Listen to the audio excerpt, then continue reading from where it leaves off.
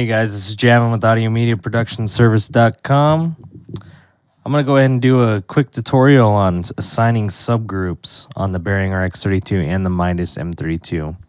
This was a question I got in my comment section of one of my videos by, let's see, Dennis Bokov.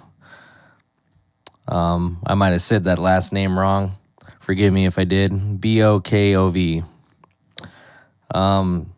He asked me to go ahead and explain how to assign subgroups, what are the benefits, and when do I personally use them, and how do I use them in a real situation.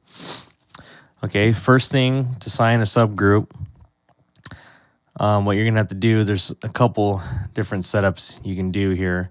You can change it, you can go to the Setups tab of the X32, and you can go tab over, let's see, oh yeah, it's that page right here, to the config section. If you want to do a quick setup, you can, when you get the board stock, you can go ahead and change how many monitor bus sends you'll have, how many subgroups you'll have, and how many post fader sends you'll have for like effects and things like that. So here you can have 0 subgroups, you can have 4 subgroups, you can have 6, you can have 8. Just go ahead and do this to your liking.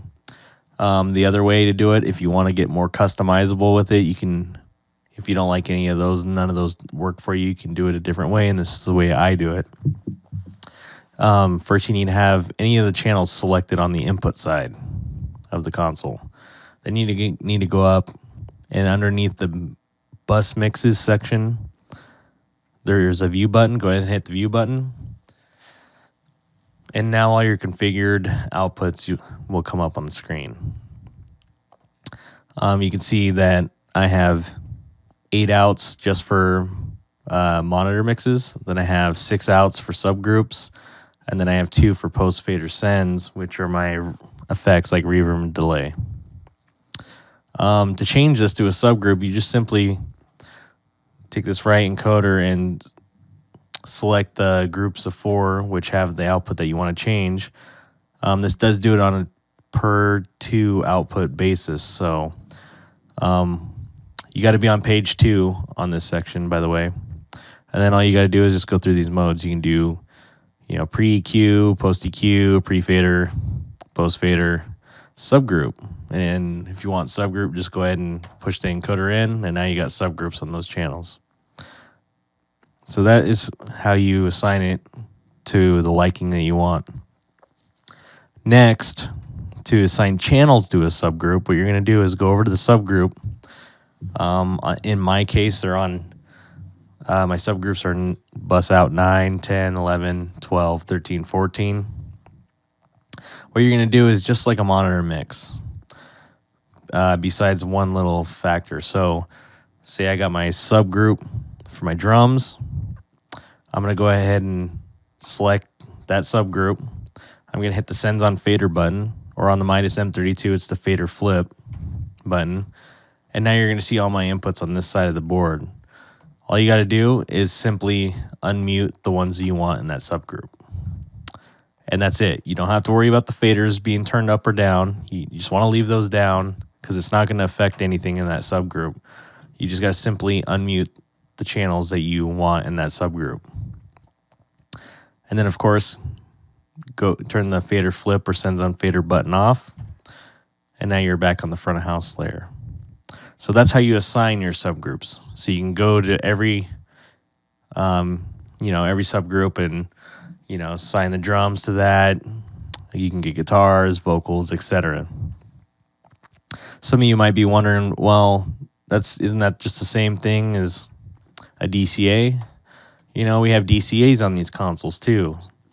DCA is a digitally controlled amplifier. So this is just simply a volume for multiple faders, which is just like subgroups, but there's a big change with the subgroups. The things with subgroups is you can add compression, gates, EQ, and effects on them. The DCAs, you cannot do that. They're just simply remote control for a bunch of other faders. So personally, I use DCAs when I only need remote control capabilities.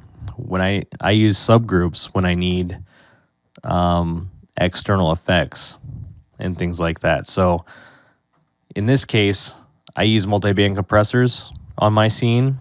The X32 and the Midas M32 have multiband compressors in the consoles. I recommend you guys all check out that effect. It does wonders for your PA.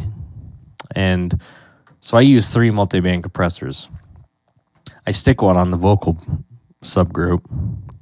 So when I'm having problems with like proximity effect, you know, when people get closer to the mic, you get more low endy, or when they get farther away, it gets a little more tinny. I can use a multiband compressor on that subgroup for all the vocals, and I can really smooth out the vocals just by themselves, all of them. You know, maybe I'm getting a lot of cymbal bleed. You know, I can take the high end down with the multiband compressor. With a DCA, you can't do that. That's why I use a subgroup. So I put multiband compressor on the drums. I put a multiband compressor on the vocals. Then I put one on the main left and right. That's just my preference, and that's, you know, I've been doing trial and error with different effects, and that's just what works out for me.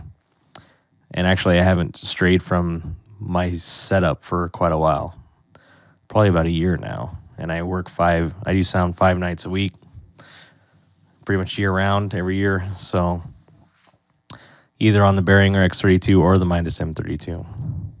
So that's pretty much how I use the subgroups. That's how to assign them.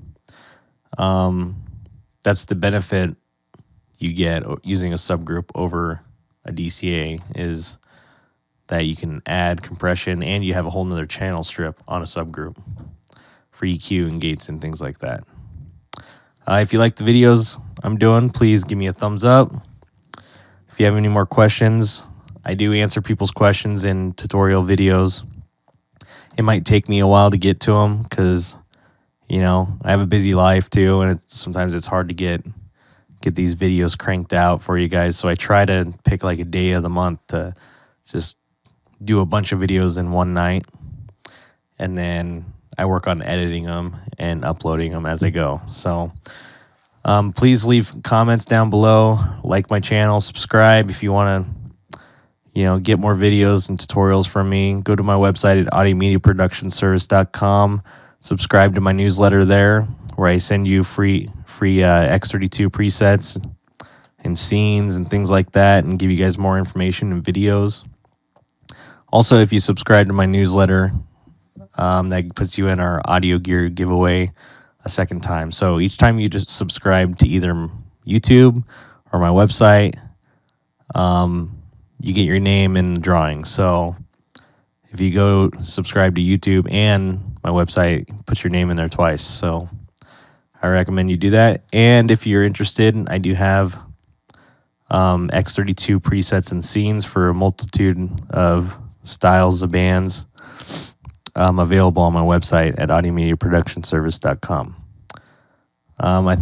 Thanks for all your support, and I'll talk to you later.